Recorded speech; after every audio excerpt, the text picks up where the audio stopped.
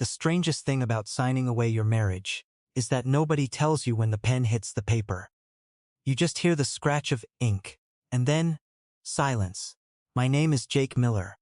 3 weeks before Christmas, I flew home to Chicago 2 days early because I wanted to surprise my wife. Instead, I walked into a conference room and found my wife, her boss, our lawyers, and our 16-year-old daughter waiting for me.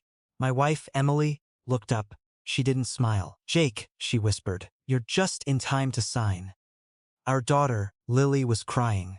I looked at the papers on the table. Divorce documents. For 11 years, Emily and I had built a life together in a quiet suburb outside Chicago. We had a 2-story house, a golden retriever named Cooper, a mortgage that never seemed to shrink, and a daughter who still left Christmas cookies out for Santa, even though she knew the truth. I thought we were struggling. I didn't know we were ending. For months, Emily had been distant, late nights at her marketing firm, business trips, ton calls she'd take outside. Whenever I asked if everything was okay, she'd say the same thing. "I'm just tired, Jake."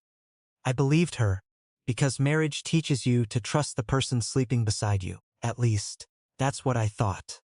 That afternoon, I had been in Denver for a construction project.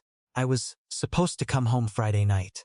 Instead, I caught an earlier flight. I'd bought Emily a small diamond bracelet at the airport. Nothing extravagant. Just something that said, "I still choose you." When I opened the front door that afternoon, the house was silent.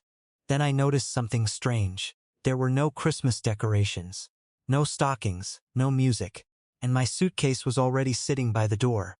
That's when my phone buzzed. A message from Emily, "Come to the office." "We need to talk," so I did, and 20 minutes later, I was sitting across from my wife with divorce papers in front of me. Her boss, Richard Coleman, sat beside her. Richard was the CEO of the firm. He was the kind of man who wore a $1,000 watch and never looked at the clock. Across from him sat 2 attorneys. Lily was beside Emily, sobbing. I stared at my daughter. "Lily, what's happening?" She shook her head. "I'm sorry, Dad. That hurt more than anything." I turned toward Emily. "You're divorcing me?" Emily's eyes filled with tears. "Jake, please?" "Please what?" "Don't make this harder." I almost laughed. Harder? My entire life had just been placed on a table in front of strangers. Richard cleared his throat. "Mr. Miller, this is a difficult situation. Emily has made her decision." I looked at him. "Did she?" Emily suddenly looked at Richard. Just for a second. But I saw it. Fear. Not guilt, fear. And that's when I knew something was wrong. The attorney slid a document toward me. "Sign here."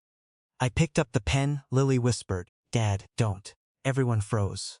I looked at my daughter, then I smiled. "It's okay, sweetheart." Emily stared at me. "You're signing?" I nodded. "Yeah." Richard leaned back. For the first time, he looked uncomfortable. I signed every page they placed in front of me. Custody, property, financial agreements. Everything. When I finished, I put down the pen. Emily began crying. I stood, "Merry Christmas, Emily." Then I walked out. But I didn't leave the building. I went downstairs to the parking garage. And waited. Because there was one thing Emily didn't know. I hadn't come home early just because I wanted to surprise her. I'd come home early because I'd discovered something. Something that had started 6 weeks earlier. A mysterious bank transfer. $184,000 had disappeared from our joint investment account. Emily told me it was for a business emergency. But it wasn't. I had traced the transaction. The money had gone to a company called North Star Holdings. And North Star Holdings was owned by Richard Coleman. I had spent the last 2 weeks quietly investigating. And what I found terrified me. Emily hadn't been having an affair. She had been trying to protect me. But from what? My phone rang. It was my friend, Marcus. "Jake," he said, "are you sure you signed everything?" "Yes." "Good." There was silence. Then Marcus said, "Because the documents you signed weren't the divorce agreement." I stopped breathing. "What?" "The real agreement was replaced this morning." My stomach dropped. "What did I sign?" Marcus exhaled. "An emergency corporate liability transfer." I closed my eyes. Suddenly, everything made sense. Richard wasn't divorcing Emily from me. He was trying to use my marriage to transfer responsibility for something. I drove straight back upstairs. The conference room door was open. Richard was on the phone. He saw me. His face went white. His phone slipped slightly from his hand. I smiled. Still think I don't know? He ended the call. Jake, who was that? He didn't answer. Then his phone rang again. He looked at the screen. This time, he answered. Hello? He listened. His expression changed, first confusion, then disbelief, then absolute terror. He slowly looked at me. That's impossible. I stepped closer. What did they tell you? Richard's hands started shaking. The FBI just froze North Star Holdings. Emily covered her mouth. Lily looked at me. Dad? Richard stared at me like he'd seen a ghost. You reported us? I shook my head. No. I pulled a small flash drive from my pocket. I gave the evidence to the FBI 3 days ago. Richard's knees nearly buckled.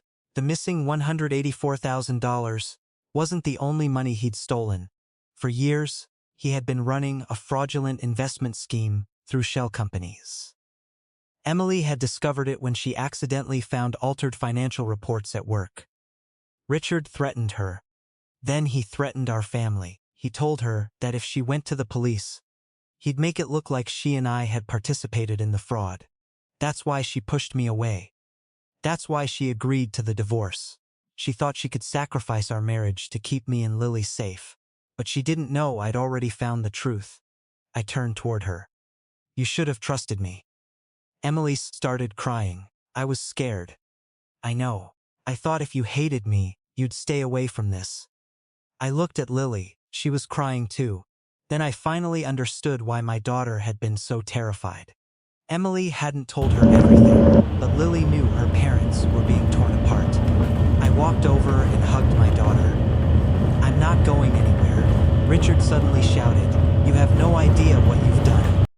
The conference room doors opened. 2 federal agents walked inside. Richard Coleman? He froze. Yes, you're under arrest. Emily closed her eyes for the first time in months. She breathed like she could finally breathe.